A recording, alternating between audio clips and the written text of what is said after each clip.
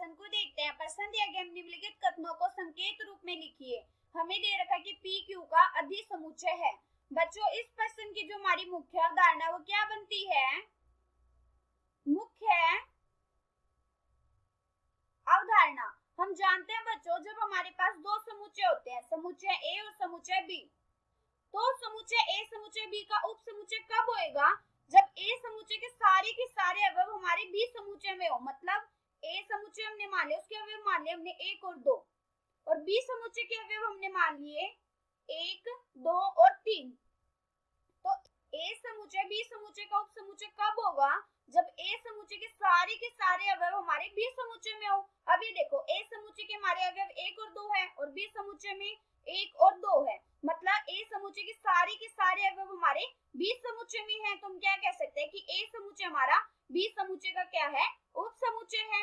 हम कैसे कह सकते हैं? हम उपसमुच्चय तब कहते हैं जब एक समुच्चय के जितने भी अवयव होते हैं ना हमारे दूसरे समुच्चय में मौजूद होते हैं। अगर हमारे एक समुच्चय के अवयव दूसरे समुच्चय में मौजूद हैं तो हम क्या कह सकते हैं कि वो समुच्चय उस समुच्चय का क्या है? उपसमुच्चय है। अब ये देखो, ए समुच्चय के सारे अवयव हमारे बी समुच्चय में मौजूद हैं, तो हम क्या कह सकते हैं कि जो हमारा ए समुच्चय है वो बी समुच्चय का क्या है? उपसमुच्चय है। या हम इसको ऐसे भी लिख सकते हैं, इसका मतलब क्या होता है? इसका मतलब होता है कि हमारे जितने अवयव ए समुच्चय में है ना उतने ही हमारे बी में भी हो सकते हैं। बराबर वाले को भी हम क्या कह सकते हैं? उपसमुच्चय कह सकते हैं। अब ये देखो, अधिसमुच्चय क्या होता है? अधिसमुच्चय होता है जैसे ए है ना वो बी समुच्चय का क्या है? उपसमुच्चय है। तो बी है वो अधिसमुच्चय है, अधिसमुच्चय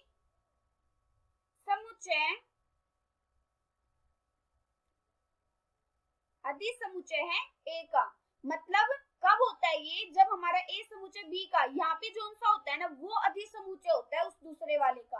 अभी देखो यहाँ पे बी है, अगर यहाँ पे होता हमारे पास आर समुच्चय होता है एस का, तो एस हमारा क्या होता है? एस होता है हमारा अधिसमुच्चय किसका होता? आर का।